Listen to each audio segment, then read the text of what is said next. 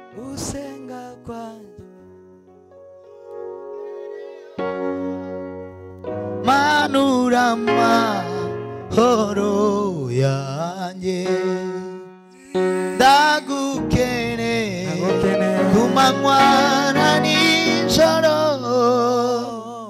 ibihe byose ube hafi gusenga kwanjye kukugereho manura amahoro yanjye ndagukeneye ku manywa na nijoro mu bihe byose umbe hafi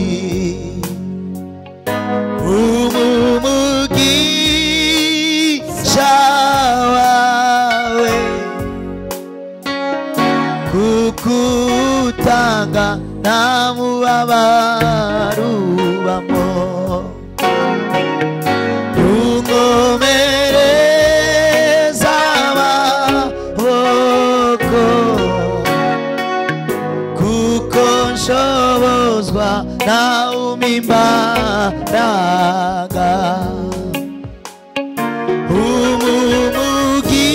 umugisha wawe kukutanga nta mubabaro ubamo unkomereza amaboko kuko nshobozwa nawe umpa imbaraga. Haleluya. Mana ishimwe cyane yuko uzayumva gusenga kwacu. Ashimwe Imana y'umwami wacu Yesu Kristo. Amshukuru Mungu Baba wetu Yesu Kristo Uduhaye umugoroba kwa kutupa jioni ya leo, utwemereye tukaba duteranye. kwa kukutubalia ili tukusanyike. Mana ibikoze ihabwe icyubahiro. Mungu ambaye ameyafanya apewe sifa. Ashimwe Imana kandi Amshukuru Mungu mara tena kwiduhaye mukutano, sababu ametupa mkutano. Mana twemereye kugira ngo tugere kuri uyu munsi wo kuba mu mukutano. Mungu amekutubalia tukafika kwa siku ya leo ya mkutano, guterana, kukusanyika hivi kubw'ijambo ry'Imana, kwa ajili ya neno la Mungu no guseka na kuomba pia, kumva Imana, kumsikiza Mungu kongera tukayisenga. na kumuomba tena. Imana ibiduhaye ihabwe icyubahiro. Mungu anayetupa nafasi hii apewe sifa. Dutangiye none tuzogeza ku cyumweru. Tumeanza leo, tutafikisha Sunday.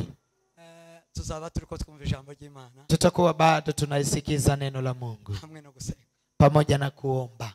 Sema amen. Amen. Sema amen. Amen. Sengera amarangamutima yawe, Ombea hisia zako zobashe kumva.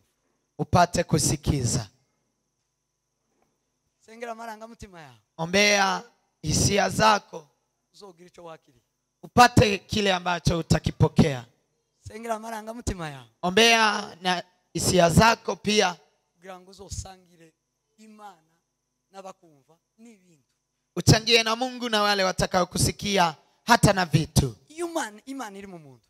Mungu akiwa ndani ya mwanadamu, Imana iri mu mutima w'umuntu. Mungu akiwa ndani ya moyo wa mwanadamu, Amarangamutima hisia zake zazimenyesha ubutaka, zinajulisha udongo, zazimenyesha ikirere, zinajulisha anga, zazimenyesha umuyaga, zinajulisha pepeo ama mpepo. ikawubwira ngo uyu muntu nudasanzwe. Namwambia mtu huyu si wa kawaida. Kamubwira ngo uyu, Namwambia huyu ari mu mwami wacu, ndani mwake kuna mfalme wetu. Sema amen. Amen. Sema amen. Amen. Sema amen. Amen. Ariko iyo umuntu Lakini mwanadamu arashobora kubana n'Imana ntabimenye, anaweza kuishi na Mungu bila kujua. Hisia ziwe ntizibimenye, Hisia zake zisijue, hisia ntizitangaza aya makuru, hisia zisitangaze habari hizo. amara ugafatanwa n'Imana. Unaambatana na Mungu. Muntu yofatwanwa n'Imana, murabizi? Mtu anaweza ambatana na Mungu. Wofatanwa Unaweza shikwa pamoja na Mungu. Sorry. Mwari mubi. Mundu yofatanwa n'Imana. Mtu anaweza shikwa pamoja akiwa na Mungu. Wogirirwa nabi uri kumwe n'Imana. Unaweza tendewa mabaya ukiwa pamoja na Mungu. Wofatanwa na Kristo. Naweza shikwa pamoja na Kristo. Umuyaga zoroba ya bahari yogutera uri kumwe na Kristo. Pepo zoruba ya bahari inaweza kushambuliwa ukiwa pamoja na Kristo. Sema amen. Amen. Isia ntizabitangaje tiza. Isia hajijatangaza, hajajua. Ugakubitwa, unachapwa, ugahondwa, unachapwa kabisa, ukanyagwa, unaporwa, ugafugafuka, unakufa na utajulikana kugeza igihe uzobimenye, mpaka siku utakapojua, kugeza igihe Isia, mpaka siku hiyo Isia zizahagarara hejuru y'ikibazo zikabibwira ngo turi kumwe naye, zitakaposimama juu ya shida ziseme tuko na Yesu. Sema amen. Hallelujah. Sema amen. Amen. Zuta marangamutima yabwire ngo umva. Amsha hisia zako uziambie sikiza. Yesu yari kumwe n'abigishwa mu nyanja. Yesu alikuwa pamoja na wanafunzi wake katika bahari. Umuyaga urabakubita. Zoruba ikaja. Yesu araturi. Yesu akatulia. Urabakubita. Ukapiga kabisa. Baraboroga. Pepo ikapiga wakalia. Baraboroga. Wakalia. Baraboroga. Wakalia yowe. Wakalia yowe. Wakalia yowe.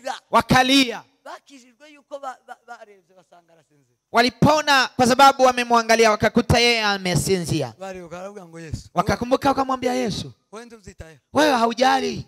Aravuga ngo kibazo cyane.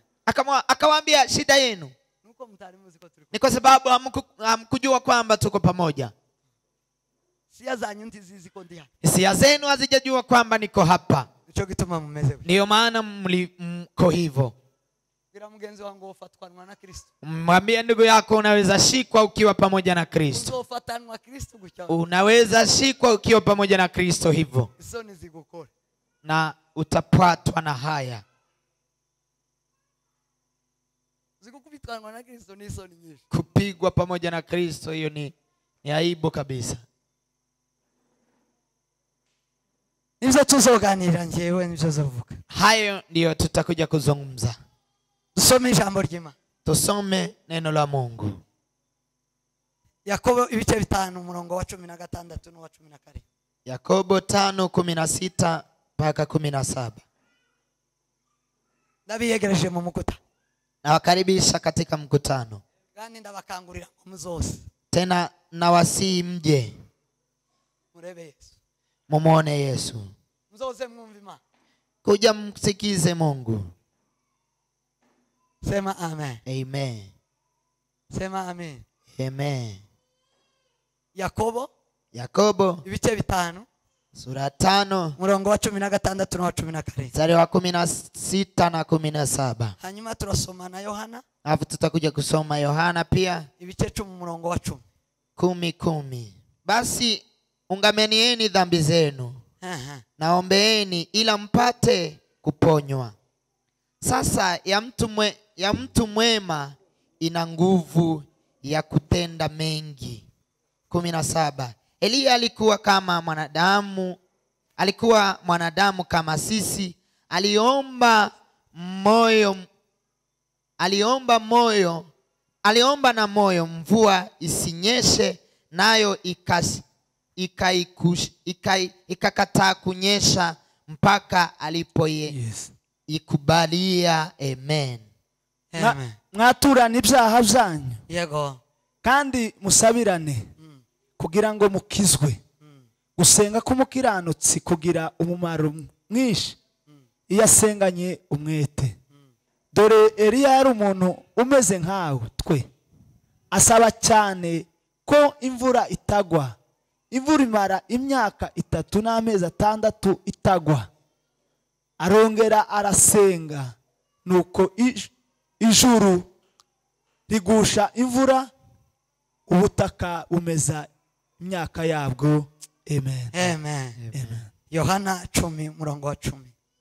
Yohana 10:10. Aravuze ngo umujura ntazanywa n'ikindi keretse kwiba no kwica no kurimbura, ariko njyeweho nazanwe no kugira ngo zibone ubugingo ndetse ngo zibone bwinshi. Amen. Amen. Mwakira ijambo ry'Imana. Turashimira Imana. Ndagira ngo tuganire iri jambo, dusomye aya magambo dusomye muri bice. Nataka tuongee maneno haya ambayo tumesoma katika sura hizi. Umutwe w'ijambo cyangwa se isomo nshaka ko tuziga. Topic ambayo nataka tujifunze. Cyo tuzaganiraho. Kile ambacho tutaongelea Ni guhinduka no guhindura. ni kubadilisha na kubadilika. Guhinduka no guhindura. Kubadilika na kubadilisha. Guhinduka no guhindura. Kubadilika na kubadilisha Ni muhimwe by'ingenzi ni moja ya thamani zazanye Kristo mwisi. iliyomleta Kristo katika ulimwengu. Yesu yaje Yesu alikuja guhindura. kugeuza. Yesu yazanye Yesu ameleta imbaraga nguvu zo guhinduka no guhindura. za kubadilika na kubadilisha. Ngo ahindure abantu Abadilishe wanadamu, bahindura ibintu. wabadilishe vitu. Sema amen. Amen. Sema amen. Amen. Intego y'agakiza mu mwana w'umuntu. Kiini cha wokovu ndani ya mwanadamu, Akazi k'agakiza mu muntu kazi ya wokovu ndani ya mwanadamu ni uguhindura ni kubadilisha umuntu mtu zuzuye kamilifu, zarangiza lafu nyuma bigahindura environment. inabadilisha mazingira. Sema amen. Amen. Sema amen. Amen. Amahame yo guhinduka no guhindura Karakta za kubadilisha na kubadilika ni ukumenya. ni kujua. Amahame Karakta yo guhinduka za kubadilika no guhindura na kubadilisha vitu ni ukumenya. ni kujua. Kumenya Kujua kuva mu kwiga. inatoka ndani ya kujifunza. Umuntu yize Mtu akisoma aramenya. anajua hapo. Iyo amenye Akijua sasa arahinduka. anabadilika. Iyo ahindutse Akibadilika arahindura. anabadilisha.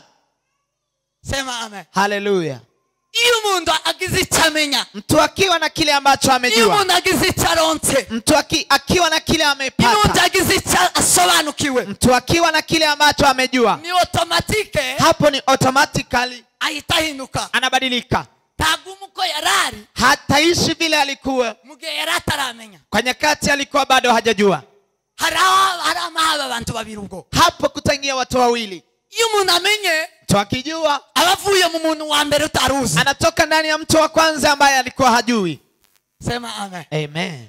Ubwo akaba arahindutse. Hapo anabadilika. Iyo ahindutse rero Akibadilika sasa aba afite imbaraga ana nguvu zo guhindura icyo ari cyo cyose. za kubadilisha kichochote. Aba ari uruganda, Hapo yeye ni industry. ikimugezemo cyose kirahinduka. Kile kitakachomfika ndani Ikimugezeho kitabadilika. cyose kirahinduka. Kile kitakachomfikia Ahageze kitabadilika. hose harahinduka. Mahali atafika kutabadilika.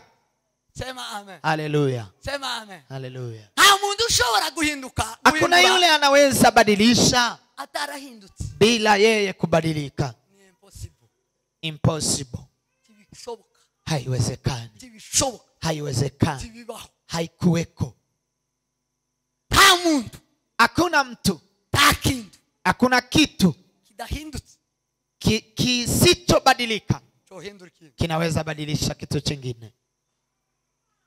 Sema amen. Amen. Ubuzima bwo mu isi Maisha ya ulimwengu busaba inaomba guhinduka.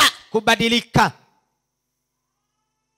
Ubuzima tubamo, maisha ambayo uyu tunaishi mubiri ndani, twambaye, mwili huu ambao tumevaa, uragusaba, inakubidi, unakudai ukuhinduka, kubadilika, uragusaba inakudai mwili huu kuhindura. kubadilisha.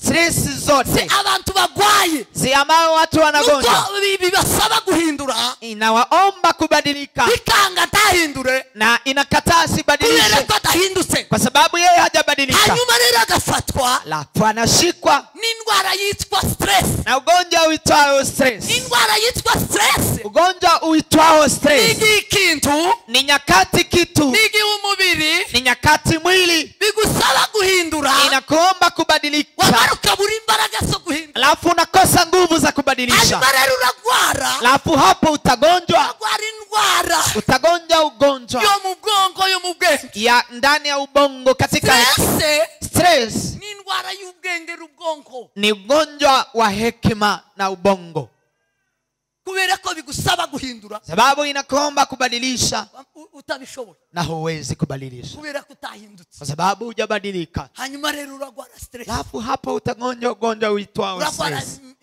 ni seminage. Surmenage. Yes. Huh? Stroke. Yes. Uragwara stroke kubera ko Kwa sababu isi kiragusaba ngo mbindura, ulimwengu unakuomba nibadilishe, hanyuma ukananirwa. alafu unashindwa. Umubiri kuragusaba mbindurira, Mwili inakuomba nibadilishie, wamara ukananirwa. alafu unashindwa kubadilisha. Urarira, Utalia hagati aho urarira. hapo utalia. Numara kurira Ukiisha kumaliza kulia ubabare, uzunike, gwara umutwe, ugonjwe kichwa, gware igifu.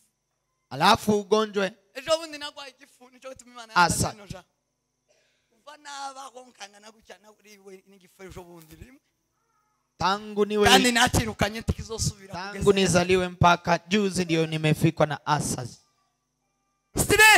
Stress tu. no ngomere ndasenga Imana irambwira ngo ni wowe si ikibazo wagize ni ibintu byagusabye guhindura, unanirwa kubihindura. Nikamwomba Mungu akaniambia ni vitu ambavyo vimekuomba kubadilisha ukashindwa kubadilisha. Hii hapo ndipo ili amenipa neno hili. Ibintu aricho kuna isi ibibazo ari biko bigusaba. Kuna kitu ambacho ulimwengu inakuomba. Hari ibyo uri kusabwa. Kuna vile ambavyo unaombwa. Hari icyo uri kusabwa. Kuna kile unaomba. Ukipita mu mashini yawe. Ukipiga katika mashini yako. Umenyi bwawe. Ukipiga katika ujuzi wako. Ukipiga katika uwezo wako. Muri capacity. Ukipiga katika capacity yako inakataa. Hanyuma rero. Alafu sasa. Usindisiga gucyo. Hapo hautakuacha hivyo. Haitakuacha. Tigusiga gucyo. Haitakuacha hivyo. Ngombwa gushaganye. Lazima ikushaganye. Ikutingize. Ikutingize. Ikutingize. Sigiharibishije. Iache imeharibu vitu vimoja. Kuberiki. Kwa sababu gani? Tiwahinduye. Hujabadilisha. Ichugomba guhindura. Kile ambacho ungebadilisha. Tena. Kibazo si cha. Shida si yako. Kibazo nukutiza. Shida ni kwa sababu hujasoma. Kibazo nukutafuta ubumenyi. Shida ni kwa sababu hauna ujuzi. Muri ico kintu. Katika kitu hicho. Muri ico uri kusabwa. Katika hicho ambacho unaomba. Wigeze utiga. Hujasoma. Wigeze ugitekereza. Hujafikiria. Wigeze ugipanga. Hujapanga. Wigeze ugipangira. Haujakipania. Itageze muri wewe gisanga ndabushobozi. Kimefika ndani mwako kikatukuta hauna uwezo. Tujya kugira ifaranga baza batwaka simba narariwe n'igifua munsi. Tungekuwa na pesa ambazo tunikuwa tunaomba huko singeumwa na asasi. Icyo nshaka kuganira na. Kile ambacho nataka kuongea na wewe. N'ijambo ry'Imana. Katika neno hili. Mu buryo bwose bwo kubaho. Nyakati ya amna zote. Guhinduka no guhindura. Naongea na wewe kubadilika na kubadilisha. Mu buryo bw'umwuka no mu buryo busanzwe. Kinamna ya kiroho na namna ya kimwili. Ubuzima busanzwe. Katika maisha ya kawaida. Ubwami bw'Imana. Ufalme wa Mungu. Bubaho. Inaishi. Uzabuza mu muntu. Inakuja ndani ya mtu. Kagera mu mwana w'umuntu. Kifika ndani ya mwanadamu. Agakorera mwisi. Anafanya katika ulimwengu. Ubwami bw'Imana butibuka mu muntu. Ufalme wa Mungu unashuka ndani ya mtu. Hapo ndipo kuna edikota yake. Ariko ama branch. Lakini branch zake ni mwisi. Ni ndani ya ulimwengu. Ni mu buzima busanzwe. Ni ndani ya maisha ya kawaida. Sema amen. Amen. Sema amen. Amen. Ubwami bw'Imana budeployinze mwisi. Ufalme wa Mungu umedeploy katika ulimwengu. Ufite edikota mu mutima. Ina edikota katika moyo. Mara bukadeployinga mu mubiri. Alafu ina deploy katika ukasha mu buzima busanzwe inaingia katika maisha ya kawaida, kandi buriho kugira gute tena inaishi ili ifanye buriho nini? kugira ngo buhindure Inaishi ili ibadilishe. ubwami bw'Imana ntituwereke ubusa Falme ya Mungu hatuipewi bure, si ya kula na nubwo kunywa, guhindura ni ya kubadilisha, n'ubw'imbaraga ni ya nguvu. lakini imbaraga zibereyeho Hakuna nguvu haziishi kwa imbaraga sababu, zibereyeho kugira ngo zihandoringe ibibazo nguvu zinaishi kwa sababu imbaraga zihando zibereyeho shida kugira ngo zihindure hizi zibadilishe. iyo hatabaho guhinduka Bila iyo kubadilika, hatabaho guhindura bila kubadilisha, imbaraga nta kamaro kazo nguvu hazina haja. imbaraga uzifite Nguvu unazo kugira ngo uhindure ili ubadilishe. sema amen Haleluya, sema amen haleluya. imbaraga umumaro wazo Nguvu ama kazi za nguvu nuguhindura ni kubadilisha, kandi imbaraga umumaro wazo tena nguvu kazi zake kumenyesha ngo hariho ubwami n'ubutegetsi ni kujulisha kwamba hapa hari kuna ubushobozi n'imbaraga kuna nguvu na mamlaka, hari uweza hapa kuna uweza na mamlaka. sema amen Haleluya. kwindaganira n'abantu ariko Nazungumza ndaganira na, n'imitima nazungumza na moyo wa mtu. sema amen Amen, sema amen amen. atukuze umukozi Ahimidiwe Jehova. guhinduka no guhinduka Kubadilika na kubadilisha. bavandimwe bene data Ndugu wapendwa, ni ubumenyi ni ujuzi. ubumenyi ni bwiza Ujuzi ni wema, bugira mu bwiyombi linakata mara mbili, bugira mu gabiri lina pande mbili za kukata. ubumenyi ubwenge Ujuzi ama hekima. ubwenge Hekima ni imbaraga ni nguvu, ubwenge hekima ni tekiniki ni technique, ubwenge ujuzi ni ubushobozi ni uwezo. iyo ufite ubwenge Ukiwa na hekima, ufite imbaraga hapa una nguvu habe n'iz'umubiri hata za mwili. iyo kapasite servo yawe kora neza Ukiwa na ubongo ambayo inafanya vizuri, n'ingingo zose zirakomera zimera hata na viungo vyote vina nguvu. iyo kasoro yinjiye mu bwonko Ukiwa na kasoro ndani ya ubongo wako, uhinduka parari hapo unabadilika n'ingingo dhaifu, ingingo zirarekura hata viungo vinaachiliana, ubwenge bwatokowe kwa sababu hekima ina kasoro. sema amen Amen, sema amen amen. iyo ubwenge busetinze neza Ukiwa na hekima ambayo imeseti vizuri, umubiri wose uba busa mwili hapo wote umeseti kabisa. iyo servo ikora neza uko Imana yayigeneye Hekima yako ikiwa vizuri kama vile Mungu amekumba, ingingo zose ziba amahoro hata na viungo vyote vina amani. ikindi Kingine, ubwenge hekima ni ubushobozi ni uwezo, ubushobozi ni uwezo, gutegeka ni kutawala. ijwi ry'umunyabwenge Sauti ya mwenye hekima liratimwa linaogopesha. ijwi ry'umunyabwenge Sauti tu ya mwenye hekima rirubahwa inaheshimiwa. ijwi ry'umunyabwenge Sauti ya mwenye hekima, icyo ari cyo cyose kiraryumva kitu chochote kinalisikia ikaryubaha na kinatii sauti hiyo. ubushobozi Hiyo ni uwezo sasa. sema amen Amen. iyo ufite ubwenge rero Ukiwa na hekima sasa, uba ufite imbaraga Hapo. ziruta bano ba boxe hapo una nguvu kuliko wale ambao wanapigana. ufite imbaraga Hapo una nguvu gusumba aba boxe kuzidi wale ambao ufite ubushobozi una uwezo, ufite ubushobozi unaweza ushobora kuyobora perezida wa repubulika inaweza kumwongoza rais wa nchi. perezida afite abajyanama tiyogira ibifu Rais azagira abamurusha ana wale ambao washauri, hawezi kuwa na vipumbavu. agira abajyanama Ana mashauri bamurusha ubwenge zaidi yake kwa hekima. azagira abatekinisi Ana wale ambao wanafanya teknisia. ubwenge nibwo buyoboye isi Hekima ndio inaongoza ulimwengu, kuko ni bwo bushobozi sababu hiyo ndio uwezo, kandi nizo tena ndizo nguvu. rero kumenya, Kwa hiyo kujua, twavuze ko ari ico cyambere gihesha umuntu guhinduka hiyo ndiyo ya kwanza, inampea mtu kubadilisha kandi no guhindura. na kubadilika. Elia dusomye ambayo tumemsoma hapa, Biblia itubwira amakuru ya Elia. Biblia inatuambia habari za Elia. Elia yari umuntu ngato. Elia alikuwa mwanadamu kama sisi. Ivuga kama vile Biblia imesema. Biblia ivuga ngo Eliya yari umuntu ngatwe, Kama Biblia inasema Eliya alikuwa mwanadamu kama sisi. Kawaida. Alikuwa ni mtu kawaida. Yari umuntu usanzwe. Ni mtu kawaida tu. Eliya yari umuntu usanzwe. Eliya alikuwa mtu kawaida. Hanyuma Eliya, Alafu Eliya agira bahati, akabahatika, agira umugisha, akapata baraka, amenyima, akamjua Mungu. Sema amen. Amen. Sema amen. Amen.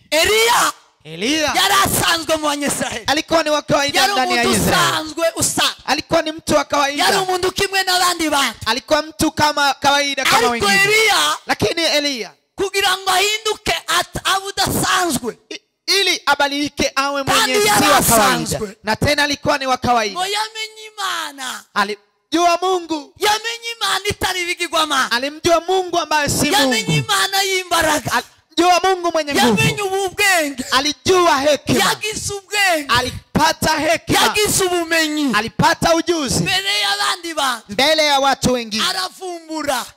Akageuza. Arahishuka. Akafunuliwa. Amaze kufumbura. Alipofunuliwa. Abudasanzwe. Akawa mtu ambaye si wa kawaida. Aramenyeka. Akajulikana. Sema amen. Amen. Sema amen. Amen. Aramenyekana. Akajulikana. Mamare kumenyekana. Lipojulikana. Kubera uburyo yari amaze kumenya. Kwa sababu vile alikuwa na ujuzi. Nono Ahabu akavuga. Ahabu anaongea. Ahabu akavuga. Ahabu anaongea huko. Yari umwami. Alikuwa ni mfalme. Akavugira ibwami. Anaongea katika ikulu.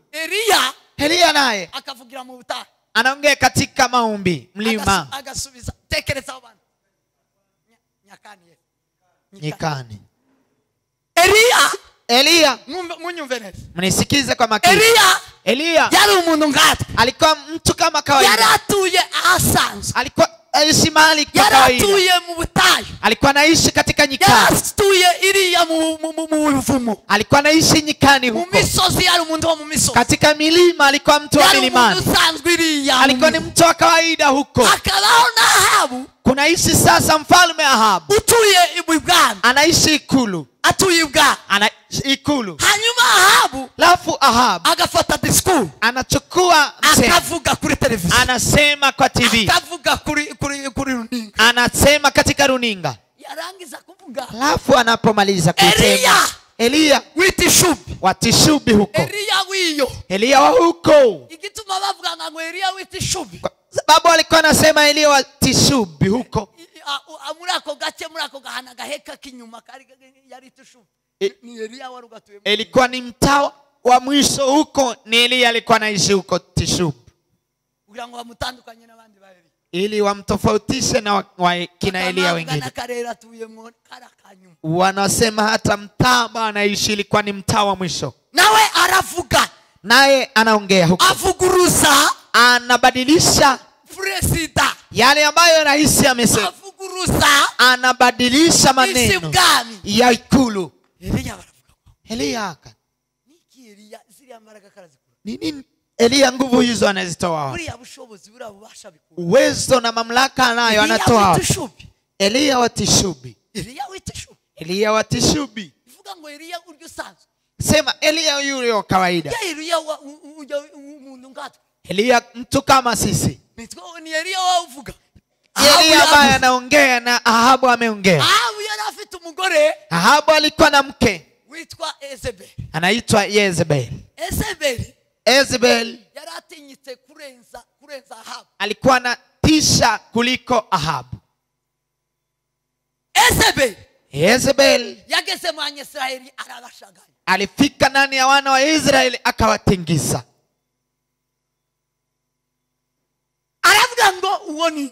Akasema, je, huyo ni nani? Watu wanasema ni Eliya.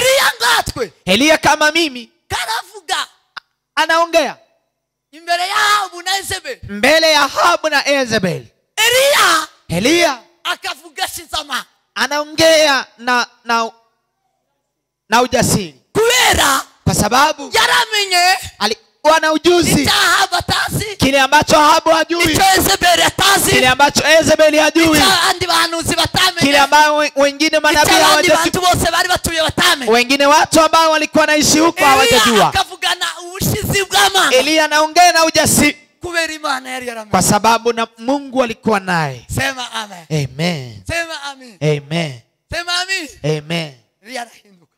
Eliya akabaika. Eliya agahamagara agatuma. Eliya anatuma, Kavuga ngo ndagushaka. anasema nakuhitaji. Ndagushaka wewe Ahabu. Nakuhitaji wewe Ahabu. Ndagukeneye wewe Ahabu. Nakuhitaji wewe Ahabu. Umuntu ukeneye Ahabu nini? Mtu anayehitaji Ahabu ni Eliya nani? witishubi. Eliya muntu ngati. Ni Eliya kama sisi, mwanadamu kama Mwenzi sisi. wangu Eliya ngati. Eliya kama sisi. Eliya muntu ngati. Sema amen. Amen. Eliya yarafite ibanga rimwe gusa Eliya alikuwa na siri moja tu ryo kumenya. ya kujua, Arahinduka. akajua, akabadilika. Abantu bakazaba bamutekereza Eliya witishubi. Watu wanamfikiria ni Eliya wa Tishubi, Oro Eliya ndakiri Eliya witishubi. but Eliya si bado huwa huko Tishubi. Ni Eliya wamenye. Ni Eliya ambaye amejua. Warangiza arahinduka. Alipojua akabadilika. Mumare guhinduka. Alipobadilika Atangira guhindura ibintu muri Israeli. akaanza kubadilisha mambo katika Israeli. Sema amen. Haleluya. Sema amen. Haleluya. Araza ahagarara imbere ya Ahabu. Akaja akasimama mbele ya Ahabu, Ahagarika imvura. akasimamisha mvua, Aramubwiye ngo rero na Ahabu. akamwambia tangu leo Mbabereke Ahabu imbaraga zo guhinduka. nitakuonyesha nguvu za kubadilika, Mbabereke kumenya nitakuonyesha ujuzi udafite ambayo hauna. hagaritse imvura. Nasimamisha mvua, Hagaritse imvura. nasimamisha mvua. Sema amen.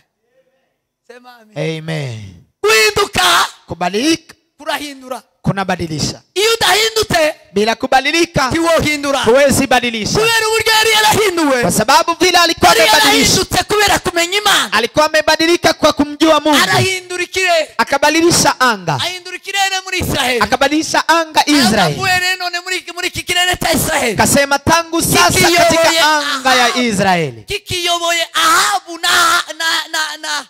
na Yezebeli. bado kukiongoza Ahabu na Yezebeli. Hagaritse imvura. Nasimamisha mvua, Imvura irahagarara. mvua ikasimama. Imyaka itatu Ya- n'amezi atatu. miaka 3 na miezi Hari 6. ikintu yavuze aho. Kuna kitu amesema hapo, Yabwiye Ahabu alimwambia Ahabu, ngo ndabihagaritse kugeza igihe nzosubira kubivuga. nasimamisha mpaka siku nitakapoongea tena. Sema amen. Amen. Sema amen. Amen. Ndabihagaritse Nasimamisha kugeza igihe mpaka siku, arabitangariza, akatangaza, atangariza ibicu, akatangazia arabibwira ngo wabicuwe akayambia wewe Imana mawingu, imvura muri Israeli nakataa mvua katika Israeli kugeza igihe nzosubira kubibabwirira. mpaka siku nitakapowaambia tena. Abwira Yezebeli, Akamwambia Yezebeli, Ahabu, Ahabu, ndabihagaritse nasimamisha kugeza igihe mpaka nyakati tena nzosubira kubivuga. nitasema tena. Kubera iki? Kwa sababu gani? Yarahindutse Eliya, Amebadilika Eliya, agomba guhindura. lazima abadilishe tena. Bavandimwe bene data, Ndugu wapendwa, barahindutse. umebadilika. Mfite ubuhe bumenyi bwo duhindura? Una ujuzi gani wa kukubadilisha? Dufite ubuhe bumenyi bwo guhagarara imbere y'iki? Tuna ujuzi gani wa kusimama mbele ya Y'ikintu runaka, jambo fulani, y'ikibazo runaka, shida fulani, ukibwire ngo uiambie shida hiyo, uiambie shida hiyo, ndagihagaritse, nasimamisha ndaguhagaritse, na kusimamisha, ndaguhagaritse kusimamisha kugeza igihe mpaka siku jenyine nzobihangura. mimi mwenyewe nitaruhusu. Sema amen. Amen. Sema amen. Amen. Agakiza Wokovu, kada guhindura, wokovu ambayo haitakubadilisha. ikazahindura ibi. Sorry. Agakiza kataguhindura, Wokovu ambayo haijakubadilisha ikazahindura ibi. hakatabadilisha nyakati. Kandi agakiza kadahindura ibi, Tena wokovu ambayo haibadilisha nyakati kazagusaza. Kazagusaza. itakufanya wewe kuwa mwenda wazimu. Ubwami bw'Imana Ufalme wa Mungu butuye ahahindutse. inaishi mahali ambayo kumebadilika. Wakire Kristo Yule ambaye amepokea Kristo ni wahindutse. ni yule ambaye amebadilika. Sema amen. Amen. Cyo gituma Biblia Biblia ivuga ngo abari muri Kristo Yesu ngo ni ibyaremwe bishya. Ndiyo maana Biblia inasema wale wamo ndani ya Kristo Yesu ni viumbe Ni vipya, abantu bahindutse. ni watu ambao wamebadilika. Niba umuntu yarahindutse, Ikiwa mtu amebadilika, ikimenyimenyi n'ikimenyetso kinachodhihirisha kwamba amebadilika n'uguhindura. ni kubadilisha. Tushobora guhinduka Huwezi badilisha ngo ureke guhindura. usibadilike wewe mwenyewe. Tushobora guhinduka, Huwezi badilika unanirwe guhindura. ushindwe kubadilisha. Ikikwereka ko utahindutse Acha kudhihirisha kwamba hujabadilika nuko udahindura. ni kwa sababu badilishi. Sema amen. Amen. Sema amen. Iyo uhinduye, Ukibadilisha, iyo uhindutse, ukibadilika, harimo imbaraga hapo kuna nguvu zitakwemerera hazitakukubalia ko wicara udahindura. kukaa bila kubadilisha. Harimo imbaraga Muna ndani nguvu zitakuryamisha hazitakulalisha ureke kugira icyo uhinduye. usiwe na kile cha kubadilisha. Haitakubalika, Ibikunda. haitakubalika. Biblia izitubwira Biblia inatuambia Samsoni wababwagamo n'imbaraga z'Imana. Samsoni ambaye alikuwa anaishi ndani mwake nguvu za Mungu, Iyo atabonye hagwana n'Abafilisiti, bila kupata mahali atapigana yirirwaga na mu Wafilisti. bitare, yirirwaga mu bitare. Alikuwa anashinda katika Ngo akaguma akabyiko akabibomora. Akaguma kubomora ibitare. anabomoa, anaendelea kubomoa Kubera imbaraga zari zimutumyemo. kwa sababu ya nguvu zilikuwa Zizamemereraga ko yicara atari. hazikuwa zinamkubalia kukaa bila kufanya Iyo kitu. uri muri Kristo Yesu, Ukiwa ndani ya Kristo Yesu tibikwemerera kudahindura. haitakukubalia kutokubadilisha. Kubera iki? Kwa sababu gani? Umugambi w'Imana Mpango wa Mungu ni uguhindura. ni kubadilisha, Umugambi wa Satani mpango wa shetani ni ukwica. ni kuua. Sema amen. Amen. Umugambi w'Imana Mpango Mungu ni uguhindura icyafuye kuba kizima. ni kubadilisha kile ambacho kimekufa kuwa Umugambi wa kizima. Satani Mpango wa ni shetani ukwica ikizima. ni kuharibu kile ambacho kilikuwa kizima. Urimwo Kristo rero Yule ambaye mamo ndani ya Kristo agenda ahindura. anaenda akibadilisha Zapfuye bikaba kile bizima. ambacho kimekufa, kinabadilika kuwa hai. Iyo ndacu uri kuhindura, Ukiwa haubadilishi iyo kitu, ndacu uri ko ubeshaho, ukiwa wewe iyo ndacu uri hausababishi kitu, gushubiramwo ubuzima, kama wewe haupe maisha kitu, ni ukuvuga ko udahindutse. ni kusema wewe haujabadilika, Ntabwo urimwo Kristo. haumo ndani ya Kuko Kristo, Kristo kwa sababu Kristo ni restoration. ni restoration. Sema amen. Amen. Sema amen. Amen. Kristo ni restoration. ni restoration, Ubuzima. ni maisha, Ubuzima buhindutse. ni maisha ambayo Ubuzima imebadilika, buhindutse. ni maisha ambayo Kristo imebadilika. mu muntu. Kristo ndani ya N'ubuzima mwanadamu buhindutse. ni maisha ambayo imebadilika. Kristo mu muntu. Kristo ndani ya Uri mwanadamu, mu isi. ndani ya mwanadamu aliye N'ubuzima ndani ya ulimwengu buhindutse. ni maisha ambayo imebadilika. Guhinduka rero Kubadilika sasa kumenya Imana. ni kumjua Mungu. Eliya wari umuntu nkatwe, Eliya alikuwa mwanadamu kama ahagarika imvura, akasimamisha mvua, abwira imvura ngo akaiambia mvua hagarara. simama, Imvura irahagarara. mvua ikasimama. Imyaka 3 Miaka 3 n'amezi 5. na miezi 6. Eliya aragaruka, Eliya aliporudi atumiza Ahabu, akamwita Ahabu, aramubwira ngo ngwino duhure. akamwambia njoo tukutane. Aramubwira ngo nibiki byasigaye bino. Ni nini imekuwa huku? Amubaza amakuru. Akamuuliza habari, Aramubwira ngo amakuru ni amapfa gusa. akamwambia huku ni maafa tu, Aramubwira ngo ni wowe wateje amapfa. wewe ndiye umesababisha maafa, Ni wowe, si wowe wasizohagaritse imvura. ni wewe ndio umebadilisha, umesimamisha mvua. Aramubwira ngo sije wateje amapfa. Akamwambia si mimi nimemsababisha maafa, Ni wowe n'inzu yawe. ni wewe pamoja na nyumba yako, Kubera ko mutagira Imana, kwa sababu hamna Mungu, nimwe mwazanye amapfa. nyinyi ndio mmeleta maafa. Kuko ahatariho Imana, Kwa sababu mahali hamna Mungu, Satani arica kamugaza. Shetani anaua, anaharibu. Wasomye Yohana yaranditse. Tumemsoma Yohana ameandika. Imana Yesu abwira abigishwa. Yesu akawaambia wanafunzi, Arabwira ngo umugambi wa Satani ya mpango wa shetani ni ukwica. ni kuua. Umugambi wa Satani Mpango wa shetani ni ukwica, ni kuua, ni ukwiba, ni kuiba no kurimbura. na kuangamiza.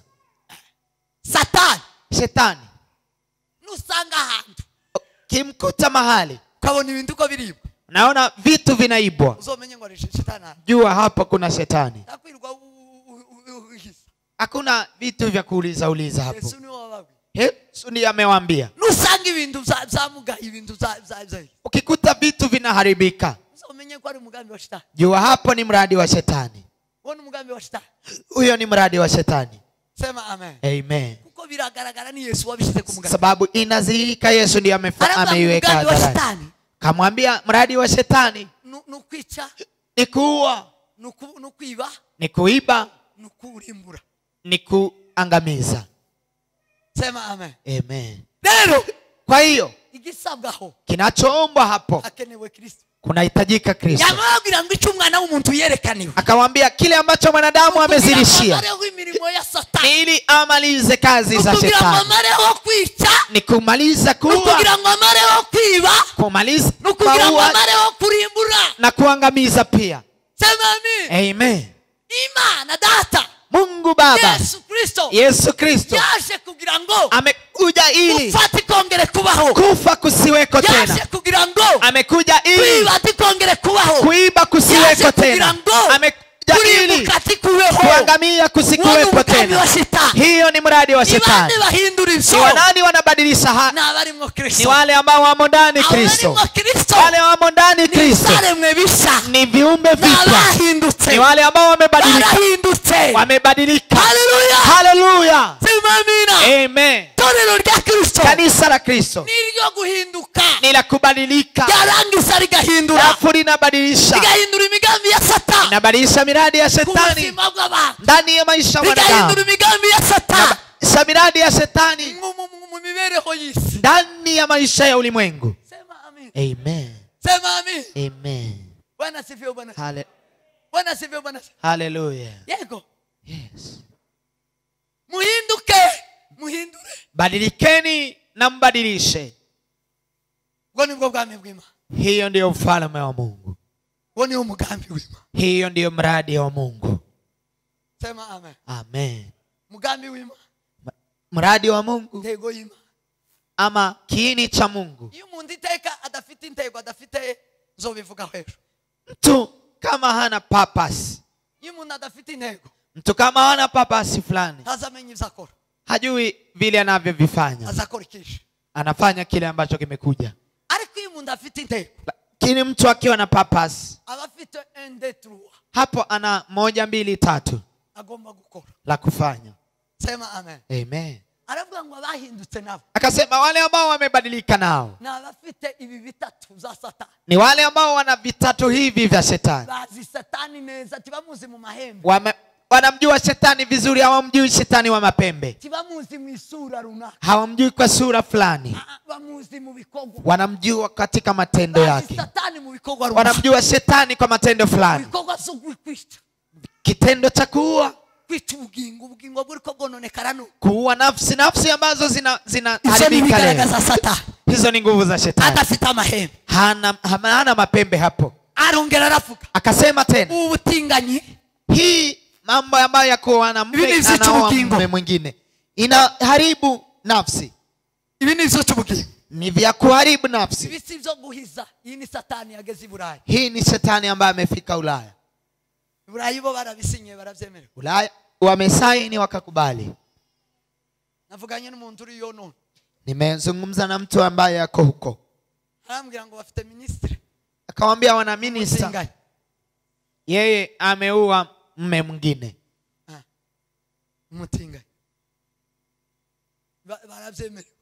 Wamekubaliwa.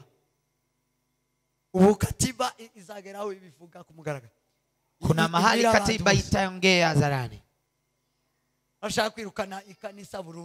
Wanataka kulimaliza kanisa kabisa. Hiyo ndio mradi iko hapo. Kwa hiyo sasa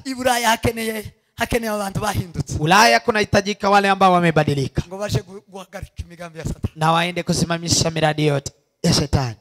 Sema amen. Amen. Sema amen. Amen. Kuna wake ambao wamebadilika, waume ambao wamebadilika. Shetani ni wa kuiba. Kiona mali wameiba. Kiona mambo yanaenda vibaya. Kiona vitu vinaibwa. Kiona vitu vimeibwa. Shetani yako hapo.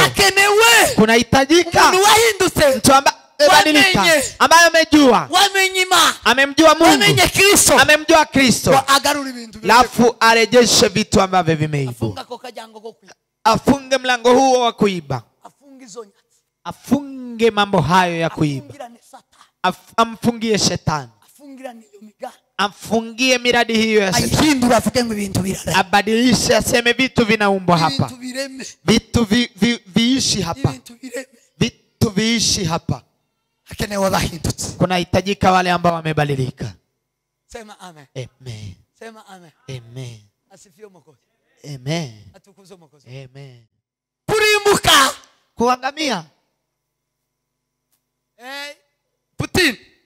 Putin afite umugambi wo kurimbura Amerika. Ana mradi wa kuiangamiza Amerika. Wanapanga umugambi wo kurimbura isi. Wanapanga mpango wa kuiangamiza ulimwengu. Wanapanga umugambi wo kurimbura isi. Wa ulimwengu wanapanga miradi ya kuimaliza ulimwengu. Yapanze kurimbura Ukraine. Amepanga kuiangamiza Ukraine. Ariko afite umugambi wo kurimbura kuri province. Lakini bado ana mradi wa kubadilisha mambo mengi. Hakenewe abantu bameze nk'aba. Hapo kunahitajika watu kama wakina Elia ambao wamebadilika. Wahindura umugambi uri hano umugambi wa Satani. Na wabadilishe mpango yote wa shetani. Uri hano umugambi wa Satani. Huyo ni mradi wa shetani wa kuangamiza. Sema amen. Amen. Sema amen. Amen. Sema amen. Amen. Muminembwe ari umugambi wo gutemba ngo bamare. Minembwe kuna mradi wa kuangamiza watu. Hakenewe umuntu muminembwe. Kunahitajika mtu Minembwe. Hakenewe umuntu wuzuye umwuka we. Kunahitajika mtu ambaye amebadilika. Lafu abadilishe situation. Uri hano umugambi wa Shetani. Kwa sababu hiyo ni mradi wa shetani. Sema amen. Amen. Hari ibintu birimo bifa mu wabo. Hari ibintu birimo bifa mu buzima. Kuna vitu ambavyo vinaharibika. Mu matorero. Vinakufa katika makanisa. Hari ubuzima ufuye. Kuna maisha ambayo imekufa. Hakenewe abantu bahindutse. Kunahitajika watu ambao wamebadilika. Lafu waifufue vitu hivyo. Kuna vitu ambavyo vimeama. Kuna zikeneye abantu bahindutse. Inahitajika watu ambao wamebadilika. Na wabadilishe vitu hivyo. Sema amen. Amen. Sema amen. Amen. Hari inyigisho zimugashe. Kuna injili ambayo inalema. Akeneye abantu bahindutse. Kunahitajika watu ambao wamebadilika. Kugira ngo bahindure izo nyigisho. Ili wabadilishe masomo hayo. Sema amen. Amen. Sema amen. Amen. Sema amen. Amen. Ta muntu utarahindutse uhindura uwundi. Hakuna mtu ambaye hajabadilika hawezi kumbadilisha mtu mwingine. Ahubwo uhinduka. Bali utabadilika. Wohura n'umupaga. Ukimkutana na mtu yule ambaye amejaa shetani. Ukaba wewe utarahindutse. Na inakuta wewe hujabadilika. Naravyigishije hano ari umugabo ngo ari warakubuye inzu ye. Kuna mzee alikuwa Yesu yavuze umugani. Ni mizani ambayo Yesu amekatia watu. Ngo yari yaravuyemwe amapepo abadayimoni bamuvamo ngo akubura inzu yiwe ngo arayeza arayitunga. Mapepo alikuwa ameondoka akaifagia nyumba yake akaipanga vizuri. Ngo arangise. Alipomaliza ngo aratuza arekera gutyo. Akatulia akaachia hivyo. Abadayimoni baramurunguruka. Mapepo wakamwangalia. Ngo basanga gusira kubuye. Wakaikuta nyumba hiyo imefagiwa. Gusira safi. Iko safi kwa usafi wote. Abadayimoni barabwirana ngo basubira inyuma ngo basana abandi. Mapepo yakarudi nyuma yakaleta mengine. Barusha babandi bamberukana. Inazidi wale wengine uwezo. Wakaingia. Natanga. Nimemshangaa. Agakiza ati gahagije. Wokovu haitoshi. Kwakira Kristo tibihagije. Kumpokea Kristo haitoshi. Iyo utarimwo. Bila kuwa ndani. Mbaraga zihindura. Nguvu za kubadilisha. Sema amen. Hallelujah. Sema amen. Amen. Sema amen. Amen. Sema amen. Amen. Sema amen. Amen. Kwihana. Kutubu. Tibihagije. Haitoshi. Asabwa. Inahitajika. Kwihana.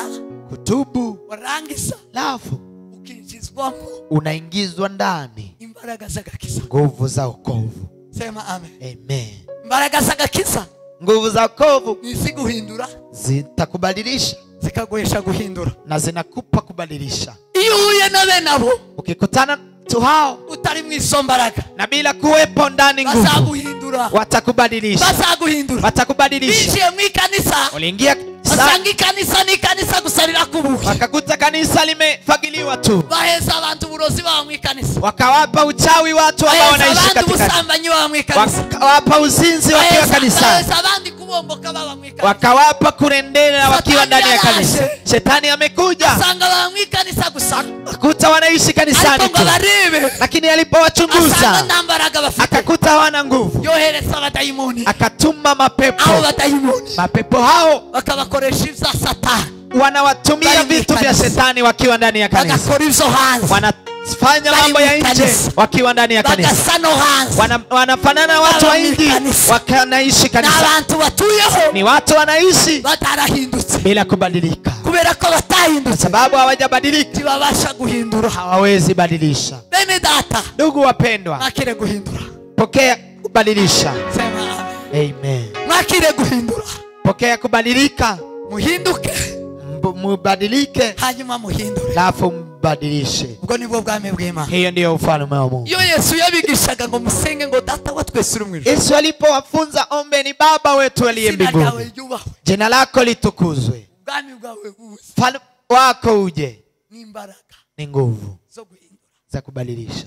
ubwami bwawe buze, Ufalme wako uje, uhinyange bimwe, ukandamize mambo mamoja hapa usura ibindi, na ufufue mambo mengine, kubite hasi imyuka, upige chini roho mbaya uzure ubugingo, na ifufue uhai, uzure ubuzima. ufufue maisha ama uzima. Satani Shetani arivanga mu buzima bwacu, anaingia katika maisha yetu, umunezero wiwe ni ubucakara bwacu, na furaha yake ni kuishi ndani ya maisha ya kumtumikia. ubuzima bw'ama stress, Furaha ya shetani ni maisha ya stress, ni kigusabwa ukanga kugikora, ni kile ambacho ukananirwa kugikora, kile ambacho utaomba ushindwe kufanya. asa ya manezero. Hapo shetani anafurahi. Amen, Amen. amen. Amen. Abana b'Imana Watoto wa Mungu, abahindutse wale ambao wamebadilika, bari mu buzima bushobora byose, wamo ndani ya maisha inayoweza bari mambo hejuru ya yote, byose, wako juu ya mambo yote, barahindura wanabadilisha kubera ko kwa bahindutse. sababu wamebadilika. Mwakire Kristo, Pokea Kristo, muhinduke, mubadilike muhindure. na mbadilishe. Gusenga kwa Kristo Kuomba kwa Kristo nuguhindura, ni kubadilisha, n'uruganda ni industry. muve hasi dusenge. Indukeni tu, Mwakire ijambo rye. pokea ni Mungu.